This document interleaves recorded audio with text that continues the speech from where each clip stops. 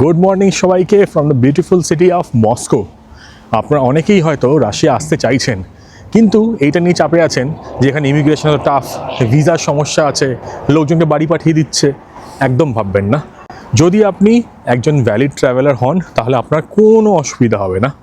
আমার এক্সপিরিয়েন্সটা শেয়ার করি। এখানে আমার ইমিগ্রেশনে যখন আমি মস্কোতে পৌঁছালাম, প্রথমে গেলাম, লাইনে দাঁড়ালাম। আমি কিন্তু সব ডকুমেন্টস প্রিন্ট করে এনেছিলাম। আমার মোটামুটি হোটেল বুকিং করা ছিল বা হস্টেল বুকিং করা ছিল কয়েকটা জায়গায়। ফ্লাইটগুলো 80% বুক করে রেখেছিলাম, আমি লাস্ট মোমেন্টে বুকিং করেছিলাম। তো আমি সেই সবগুলো নিয়ে গেলাম ইমিগ্রেশনে। এক্সপেক্ট করেছিলাম যে অনেক কিছু চাইবে। আমার যে প্রিন্ট আউটগুলো ছিল সেগুলো বেরও করিনি, আমি জাস্ট ফোনটা খুলে রেখেছিলাম, লাগলে আমি অফলাইন ডকুমেন্টসগুলো দেখিয়ে দিতাম। কাউন্টারে গেলাম, কাউন্টারে একজন মহিলা ছিলেন, বয়স্ক মহিলা। ওনাকে আমি পাসপোর্টটা দিলাম আর আমার টিকিটটা দিলাম, এতিহাদের টিকিট, যেটা করে আমি দিল্লির থেকে এসছি এসবিও এয়ারপোর্ট মস্কোতে। উনি কিছুক্ষণ পাসপোর্টটা নিয়ে একটু গবেষণা করলেন, তারপর এখানে একটা মেশিনের দিকে আমাকে যেতে বললেন। সেই মেশিনের দিকে গেলাম, সেখানে ক্যামেরা রয়েছে, ক্যামেরার দিকে তাকালাম, মনে হয় ছবিটা তুলে নিল, ওখানে চশমা খুলতে বললো। তারপর ফিঙ্গারপ্রিন্ট দিতে হলো, প্রথমে ডান হাতের, তারপর বাঁ হাতের, তারপর বুড়ো আঙুলগুলো। এইগুলো দেওয়ার পর আবার সাইডে চলে আসলাম, তখনও কোনো প্রশ্ন নেই।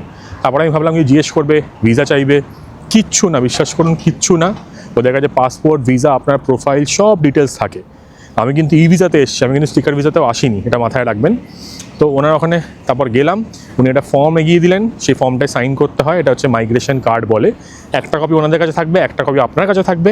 অনেক সময় কিন্তু চায় এটা, হস্টেল হোটেল অনেক জায়গাতেই চায়, সেটা দেখাতে হবে। তারপর উনি সঙ্গে সঙ্গে স্ট্যাম্প করে ফেরত দিয়ে দিলেন। জাস্ট 2 মিনিটের প্রসেস, কোনো ঝামেলা নেই, বিশ্বাস করুন। ডকুমেন্ট সাথে রাখবেন, কনফিডেন্ট থাকবেন, হাসি মুখে কথা বলবেন, বেশি অ্যাটিটিউড দেখানোর দরকার নেই।